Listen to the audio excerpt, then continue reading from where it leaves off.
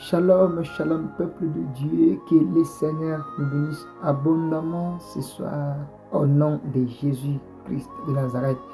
Alors aujourd'hui, nous avons un sujet que nous allons partager ensemble avec vous pour la gloire de Dieu, un sujet qui va nous aider dans notre vie chrétienne. Alors, c'est quoi le sujet? Le sujet de ce soir est intitulé les sacrifices de la marche chrétienne.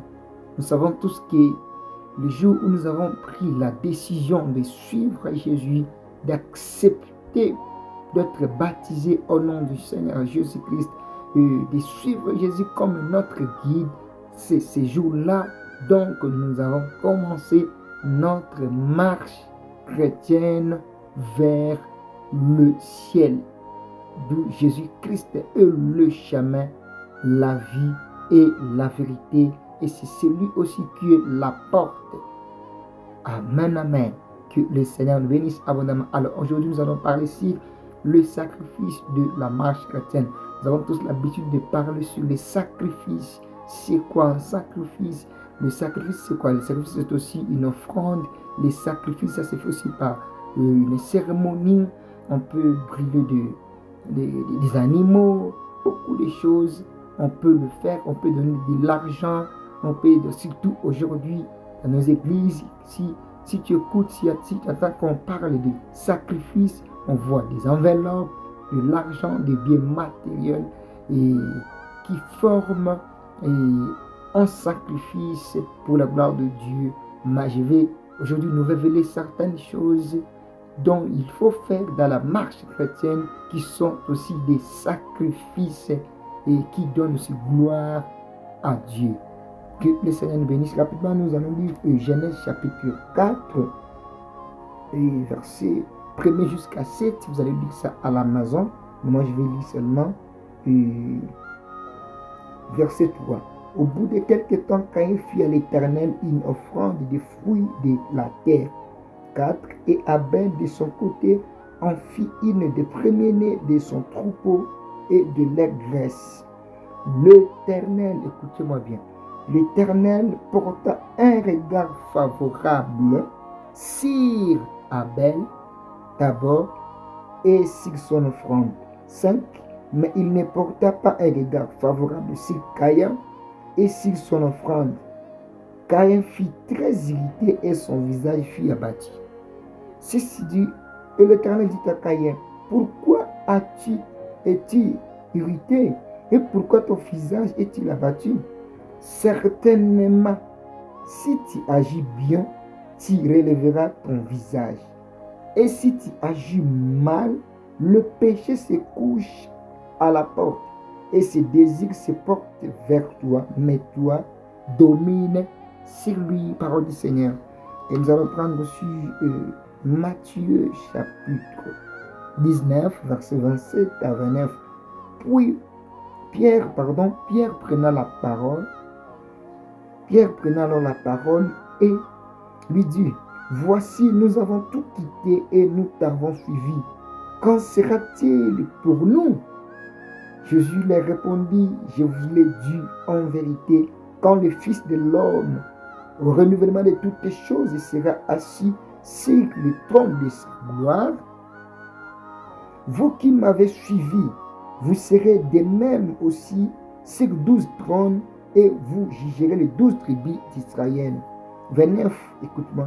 Et quiconque aura quitté à cause de mon nom ses frères ou ses sœurs ou son père ou sa mère ou sa femme ou ses enfants ou ses terres ou ses maisons recevra le centuple et héritera la vie éternelle, parole du Seigneur. Alors, qu'est-ce que nous allons dire par là sur ce passage? Vous allez aussi ajouter ce que l'apôtre Paul a dit dans 1 Corinthiens chapitre 9, je crois.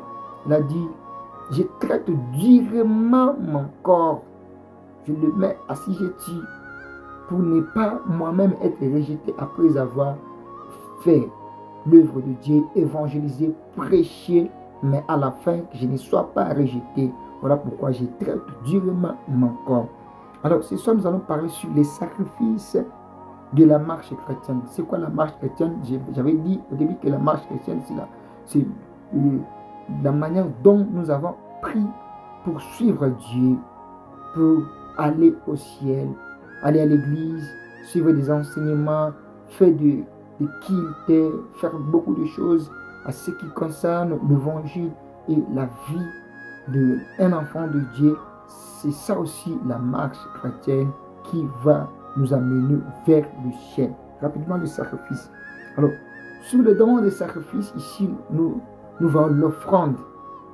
Bien aimé, je vais vous dire une chose, que dans les domaines de l'offrande, dans les domaines des sacrifices, il y a une chose que nous oublions, qui nous échappe souvent. L'offrande que tu donnes, que tu as donné et que tu vas encore donner, n'a pas de puissance plus que toi-même, la personne qui donne l'offrande. Je vais m'expliquer.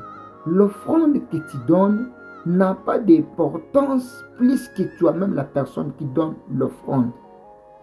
Pendant que nous donnons des offrandes à l'église, pendant que nous faisons des sacrifices, Dieu commence d'abord à regarder la vue de la personne qui donne le sacrifice.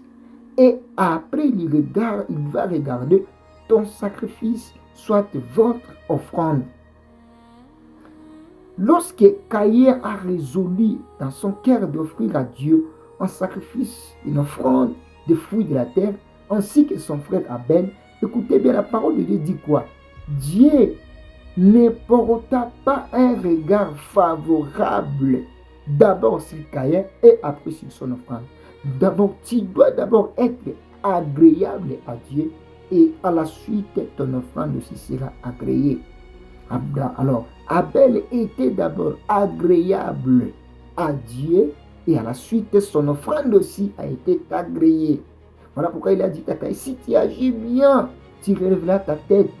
Mais si tu agis mal, le péché se couche à la porte. Et ses désirs se portent sur toi. C'est-à-dire quoi? Tu dois d'abord être sacrifié, être agréé, et à la suite, tu amènes tes offrandes. C'est ça la bonne manière, la bonne façon d'offrir à Dieu. Si tu donnes des offrandes, ça doit être d'abord toi-même une offrande agréable. Bien-aimé, tes offrandes seront vaines. Voilà pourquoi l'apôtre Paul a dit, je vous exhorte à offrir vos corps d'abord comme un sacrifice saint, vivant, agréable à Dieu, ce qui sera de votre part un culte raisonnable. Peuple de Dieu, nous devons d'abord nous sacrifier. Nous devons d'abord devenir des offrandes agréables à Dieu, et à la suite, nos biens matériels sera aussi agréé. Comme Abel était d'abord agréable, Dieu porta un regard favorable d'abord sur Abel, ainsi qu'après sur son offrande. Alors pendant que tu prépares l'offrande à l'église, pendant que tu t'apprêtes pour donner à Dieu, rassure-toi que toi-même, tu es déjà agréable. Dieu t'a agréé et à la suite, il va aussi agréer ton offrande. C'est ça la bonne manière de donner l'offrande à Dieu. Alors, nous avons il y a plusieurs sortes, plusieurs types d'offrandes, mais aujourd'hui nous allons juste énumérer trois sortes de sacrifices que nous devons faire dans la marche chrétienne pour hériter aussi la vie éternelle. Première sorte d'offrande, sorte de sacrifice matériel. Alors, quand tu donnes des sacrifices matériels à Dieu, c'est bon aussi. On peut parler de construire une église à Dieu, de donner des offrandes, des monnaies, de donner aussi des parcelles, de donner aussi nos biens matériels à Dieu. Ça aussi, c'est des sacrifices matériels. Dieu aussi agrée ça. C'est bon dans la marche chrétienne de faire des offrandes, beaucoup de choses, et à l'église, soit à l'Éternel, pour la gloire de son nom. Deuxième type d'offrande,